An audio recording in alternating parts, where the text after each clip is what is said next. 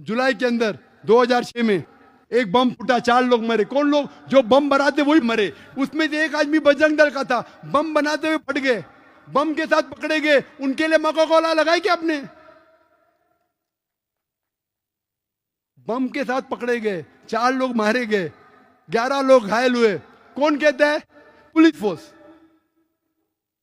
और लोग प्लानिंग कर रहे थे मुसलमान के बेस में हमला करे। कई लोग पकड़े जाते, दाढ़ी उनके पास, हम मुसलमान के बेस में हमला करेंगे और मुसलमान को दोषी ठहराएंगे। तो ये कहना कि सिर्फ मुसलमान ही आतंकवादी हमले कर सकता है, ये बिल्कुल गलत है। आप कहते 100%, ये बिल्कुल मानने को तैयार नहीं हो सकता है मुसलमान कर सकते, तो क्यों मुसलमान को ही टारगेट किया जा रहा है? बराबर तहकीक करो, मुसलमान रिस्पॉन्सिबल पकड़ो, हम आपका साथ देंगे। लेकिन बेबुनियाद पकड़ना मेरे हिसाब से सही नहीं। वक्त की कमी होने की वजह से मैं तकरीर के आखिर में कहना चाहता हूं कि what is the solution. Solution यह है कि अगर दंगे फसाद इस मुल्क में बंद होंगे तो सारे आतंकवादी हमले बेशक फौरन बंद होंगे। यह मेरा दावा है।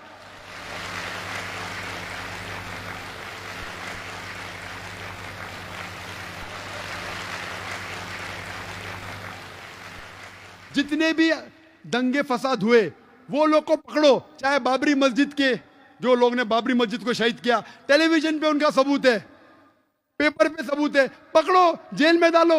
गुजरात राइट जिसने किए, बॉम्बे राइट जितने किए, पकड़ो। श्री कृष्णा रिपोर्ट को इंप्लीमेंट क्यों नहीं करते? कमीशन तो बिठा देते, इंप्लीमेंट क्यों नहीं करते? डर है क्या वोट बैंक जाएंगी? बॉम्बे सीरियल ब्लास्ट का जजमेंट आया, 100 लोग से ज्यादा को दोषी ठहराया गया, कई लोग को फांसी की सजा हुई, कई लोग को उम्र कैद, अक्सर मुसलमान थे। जज कहता है कि मुसलमान जिम्मेदार थे, हम आपकी बात को मानते। अगर 100% भी सही नहीं तो 95% आप सही है, हम आपके साथ हैं। उनको सजा दो अगर वो हत्यारे हैं। लेकिन श्री कृष्णा रिपोर्ट क्यों नहीं इंप्लीमेंट करते? इंप्लीमेंट नहीं किए इसलिए और अटैक हुए। आप श्री कृष्णा रिपोर्ट को इंप्लीमेंट करो, गुजरात राइट वालों को दोषी जो है उनको सजा दो, बाबरी मस्जिद के लोगों को सजा दो, आतंकवादी हमले बंद हो जाएंगे। और राइट्स को रोकना बहुत आसान है, पुलिस फोर्स आराम से राइट्स को रोक सकती। टेररिस्ट अटैक को रोकना, कुछ को रोकना मुमकिन है, 100% नामुमकिन है। कौन कहते? एक्सपर्ट्स कहते, पुलिस फोर्स खुद कहती है। आपको रोकना है तो मुसलमान को साथ लेना पड़ेगा, सारे हिंदुस्तान के नागरिक को साथ लेने पड़ेगा। तो जो इस देश के दुश्मन है उसको बाहर निकालेंगे। अभी एक नया ग्रुप पैदा हुआ, इंडियन मुजाहिदीन। इंडियन मुजाहिदीन मुजाहिद लोग है। मेरे हिसाब से मुजाहिद है ही नहीं, बुज़दिल लोग है। मुजाहिद तो मैं हूं। मुजाहिद का मतलब जिहाद करना, जिद्दोजहद करना, ये बुज़दिली है। बेगुनाह लोग की जान लेना किधर की मर्दानगी है? ये इंडियन मुजाहिद है क्या? मैं जानता नहीं हूं। योहान रेडली से पूछा गया Al Qaeda what are your views, I doubt whether Al Qaeda exist. ये इंडियन मुजाहिद है क्या? मैं जानता नहीं हूं।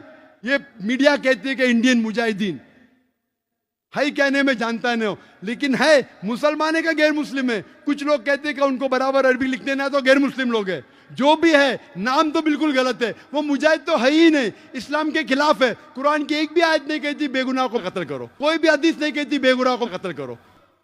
ये मुजाहिद है ही नहीं, इंडियन भी नहीं है। कोई भी अच्छा हिंदुस्तानी इस देश का बुरा नहीं चाहेगा। मेरे हिसाब से ये इंडियन भी नहीं और मुजाहिदीन भी नहीं है।